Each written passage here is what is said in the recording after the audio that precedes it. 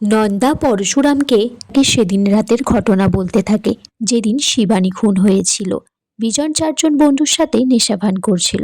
তখনই শিবানী যায় থানায় প্রমাণপত্র নিয়ে, বিজন যে ক্রিমিনাল সেটা জানানোর জন্য।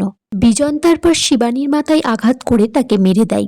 নন্দাকে বলে মুখ না খুলতে, এদিকে বন্ধুদেরকে বলে শিবানীকে খুন করে দিতে, কারণ তার পাওয়ার টাকা দরকার, আর সেখানে যে বাধা দেবে তাকেই সে মেরে দেবে।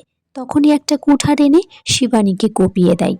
নন্দায় দেখে তারপর পরশুরামকে বলে যে ভোম্বল দেখেছিল এই ঘটনাটা, কিন্তু ভোম্বল তাকে ভালোবাসত, তাই সে তার মুখ বন্ধ রাখার জন্য ভোম্বলকে বিয়ে করেছিল। বিজনের সন্তান ছিল নন্দার গর্ভে। নন্দা নিজে হাতে সেই সন্তানকে শেষ করে দেয়। ভোম্বল সবটা জানার পরে তারপর থেকে তার নন্দার উপর রাগ আছে। পরশুরাম এদিকে একটা বিয়ের কার্ড নন্দাকে দিয়ে বলে পুরো গ্রামকে জানাতে যে শিবানী বেঁচে আছে আর বিজন ফিরছে। 2রা বৈশাখ তাদের বিয়ে হবে। খুব শীঘ্রই বিজন ফোন করবে তোমার ফোনে, আর তুমি নিজে বলবে যে শিবানীর মতো সেম দেখতে একটা মেয়ে বিজনকে বিয়ে করতে চাই। এদিকে নন্দিনী বিজিতের কাছে জানতে চাই যে শিবানীকে, আর বলে যে আমি একটা ক্রিমিনাল লয়ার, আমার থেকে কিছু লোকেও না। শম্ভুনাথ গাঙ্গুলি শিবপ্রসাদ গাঙ্গুলির বাবা আছে।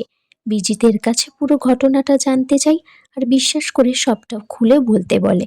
বিজিত তখন একটা ফোন থেকে সে ফোন করে নন্দার কাছে, কুসুমপুরে কার বিয়ে হচ্ছে সেটা জানার জন্য।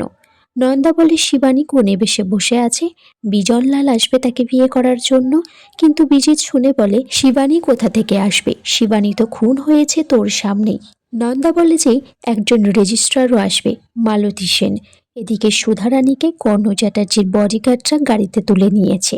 তখনই তটিনী বুড়িমার ছদ্মবেশে এসে সুধারানীকে উদ্ধার করে সেখান থেকে, আর বলে যে ইন্টেলিজেন্স ডিপার্টমেন্টে থেকে আসছি তটিনী গাঙ্গুলি। সুধারানী এদিকে তটিনীকে ধন্যবাদ জানায় তার প্রাণটা বাঁচানোর জন্য। তটিনী তারপর সুধারানীকে কিছু কথাবার্তা বলে, তাই সেই মতো কাজ করতে বলে। এদিকে স্কুলে কর্ণ চ্যাটার্জি, আরাধ্যা আর কবির চ্যাটার্জি দেখা করতে এসেছে লহরীর সাথে।